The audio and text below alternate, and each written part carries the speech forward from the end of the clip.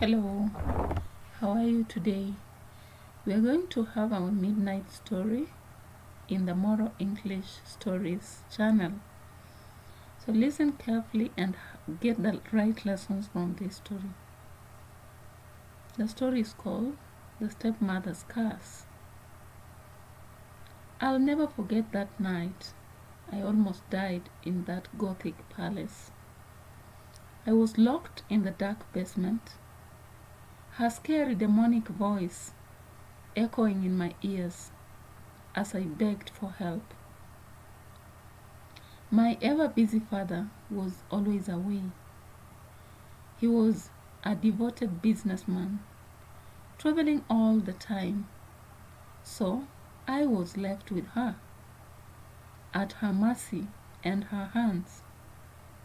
My stepmother, Chica. Everyone said she was extremely beautiful when she was young, but I never saw this, however much I looked beyond what stared at me. Now, she was old, nasty, greasy, and ugly. Her face twisted in a permanent scowl, her skin wrinkled and sagging like a repulsive hide that was quickly forced to dry up in a scorching sun. She always wore dark clothes, rarely bright, like she was trying to hide something mysterious or dislikable about humanity. She never smiled. I wondered whether she had taken a vow never to do so. I hated the way she looked at me, like I was a threat. A blank, penetrative, mean look that leaves you ready to flee the moment you get a chance. I am not bragging when I say I'm pretty, but my father always said I had my mother's angelic smile, the yellow butterfly attraction, the flower's scent, and I guess that was enough to make Chica loathe me. I had seen the picture of my mother. I had seen her standing in front of my father, and I knew exactly who she was. I had also checked in some of the photos father kept and saw the photo of me being held by her, so I knew exactly what he meant. She always called me that girl or the nuisance, but when my dad was home, she was sweet as honey and rather cheese for the lovers of modernity, pretending to like me. It was on one of those cold, bizarre nights, after my father had left for yet another long trip. A long trip that we wouldn't know how soon he would be coming back. I know Chica was aware how long the trip would take. Things got really bad.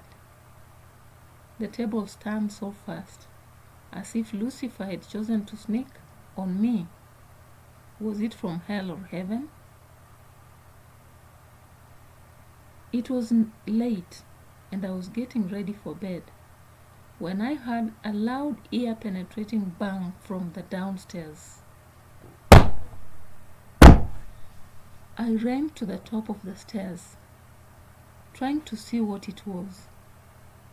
But Chica was already there, shouting at the helpless maid, telling her to clean something she hadn't even spilled. I went back to my room, trying to ignore the feeling that something was wrong. However, my head kept revolving and stopping me from erasing the funny feeling about the whole incident. That night, I could hear her footsteps pacing outside my door, back and forth, like she was waiting for something, an opportune moment to leap onto someone.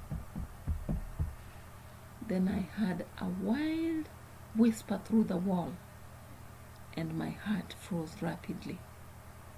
"Tonight," she muttered, "she will pay. I'll make sure the imbecile never bothers me again." I didn't know what she meant, but my gut told me I was in danger. The next morning, Chica acted like nothing was wrong. She made me breakfast, told me to eat, and gave me that fake smile of hers. But I could not actually understand her. I could see it in her eyes. There was something dark, malicious, callous, and evil hiding behind them. After breakfast, she told me I had to go to the market for her. She had a long list of things to buy, and I could tell she just wanted me out of the house. She carries this traditional bucket that we use when we go to the market. There were a lot of things inside. She also handed over a lot of cash, something she had never done. I didn't want to go, but I had no choice. My father trusted her, and I had to do what she said, failure to which she would stir a hot negative story about my personality or my mannerisms, hence putting my peace in an endless earthquake. While I was out, I ran into a man I had never seen. He was old, with a weather-beaten face and a dejected smile. His clothes were simple, not fancy like a man of means in our kind of neighborhood. He greeted me. He spoke to me compassionately, asking how I was doing. He made me feel so close and considered by an adult human. He even made me sit and looked at my traditional basket. Then suddenly, I said, "I am okay, but things at home, they are strange. My stepmother doesn't like me. I think she's planning something. I'm sure she's after me or my life. I don't know what told me to say this." The man looked at me for a long moment, his eyes sharp, quizzical but soft. "Go back home quickly, my dear. Your stepmother is not what she seems." I didn't understand what he meant, but words lingered around me, like the smoke that dominates a beehive in the middle of the honey harvest as I walked back to the house. That Gothic palace that had turned into something else since my stepmother came into the house.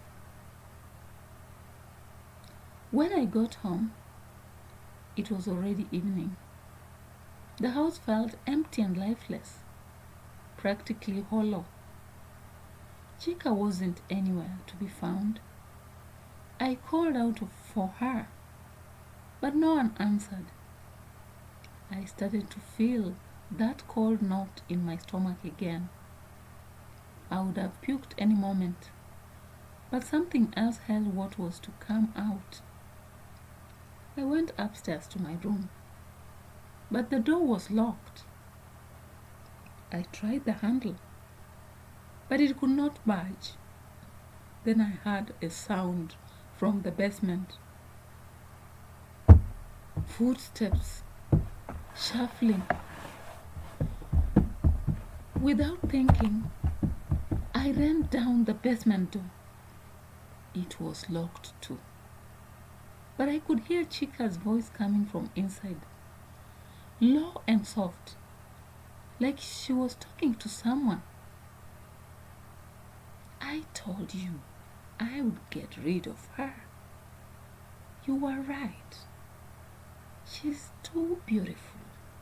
She'll always get in the way, she said, laughing darkly.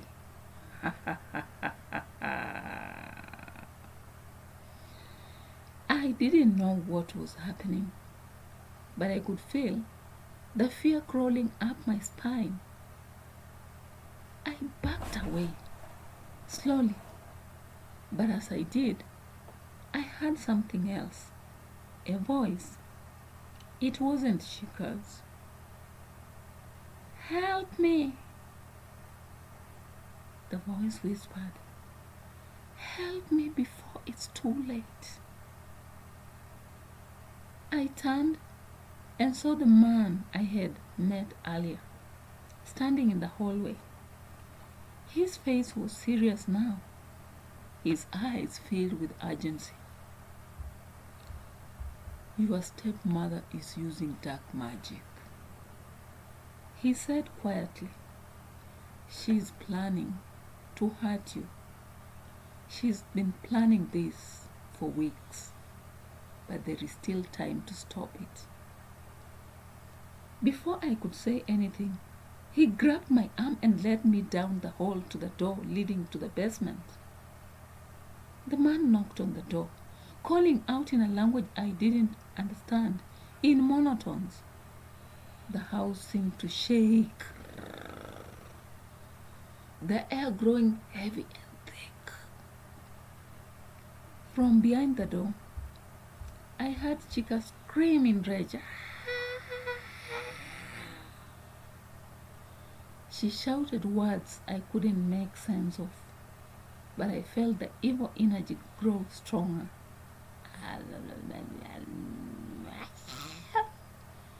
It was a speech that old people give to themselves when caught up in thought, or when standing before a corpse, or talking to the ancestors. Then, with one last loud bang, the door flew open like the building forced out by a bomb. Chika was standing there, her face twisted in fury, but there was something else. Her eyes were glowing, and her skin seemed to have aged years in just moments. The man stepped forward, his voice calm but firm. It's over, Chika. The curse you've been using, it ends now. The next moments were a blur. The air around us crackled, and I could feel the magic pushing against me. Chika screeched as if she was being burnt alive, and then everything went silent.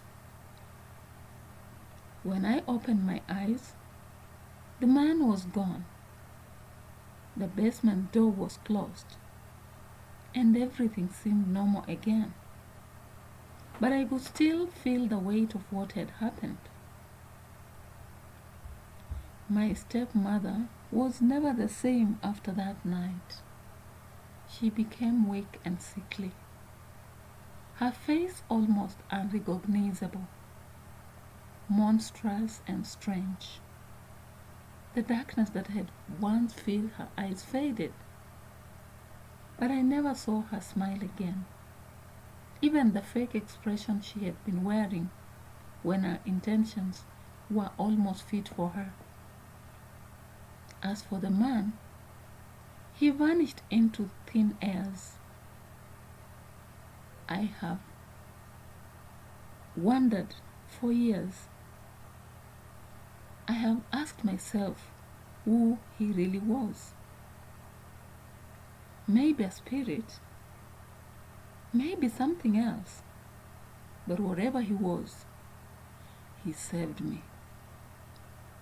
I don't know what would have happened if I had stayed in that house, in that Gothic palace, without his presence. But one thing is for sure, my stepmother's curse was real, and it almost cost me everything. Now, every time my father goes on another business trip, I stay close to the door, close to that palace, close to the door. I don't trust anyone, not even the woman who calls herself my stepmother, because I know the darkness she hides. And I'm never going back to that basement again. Never. Thank you for having listened to our story and watched the expressions and images there. If you've not subscribed to this channel, consider subscribing to it for more stories. In the next edition, you will meet another story, The Man I Helped Destroy Us. It's a modern story in an African setting about a governor. Bye bye.